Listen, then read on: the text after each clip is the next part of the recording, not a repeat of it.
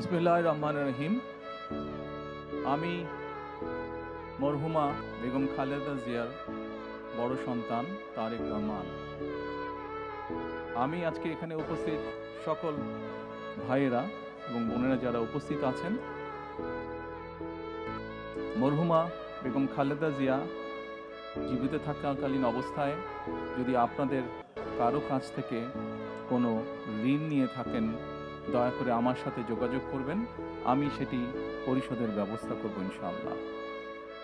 একই সাথে উনি জীবিত থাকাকালীন অবস্থায় ওনার কোনো ব্যবহারে, ওনার কোনো কথায় যদি কেউ আঘাত পেয়ে থাকেন, তাহলে মরহুমার পক্ষ থেকে আমি আপনাদের কাছে ক্ষমা প্রার্থী।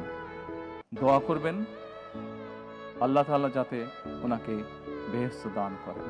আসসালামু আলাইকুম। বিসমিল্লাহির রহমানির রহিম। আমি মরহুমা বেগম খালেদা জিয়ার বড় সন্তান তারেক রহমান।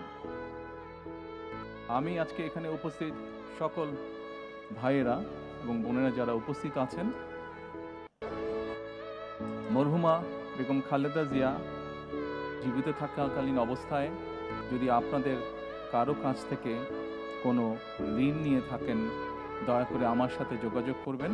আমি সেটি পরিশোধের ব্যবস্থা করব ইনশাআল্লাহ।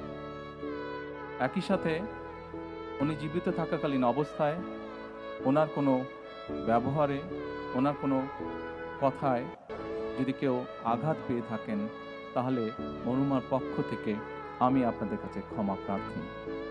দোয়া করবেন আল্লাহ তাআলা যাতে ওনাকে বেহেশত দান করেন। আসসালামু আলাইকুম। বিসমিল্লাহির রহমানির রহিম। আমি মরহুমা বেগম খালেদা জিয়ার বড় সন্তান তারেক রহমান। আমি আজকে এখানে উপস্থিত সকল ভাইয়েরা এবং বোনেরা যারা উপস্থিত আছেন, মরহুমা বেগম খালেদা জিয়া জীবিত থাকাকালীন অবস্থায় যদি আপনাদের কারো কাছ থেকে কোনো ঋণ নিয়ে থাকেন, দয়া করে আমার সাথে যোগাযোগ করবেন। আমি সেটি পরিশোধের ব্যবস্থা করব ইনশাআল্লাহ। একই সাথে উনি জীবিত থাকাকালীন অবস্থায় ওনার কোনো ব্যবহারে, ওনার কোনো কথায় যদি কেউ আঘাত পেয়ে থাকেন, তাহলে মরহুমার পক্ষ থেকে আমি আপনাদের কাছে ক্ষমা প্রার্থী।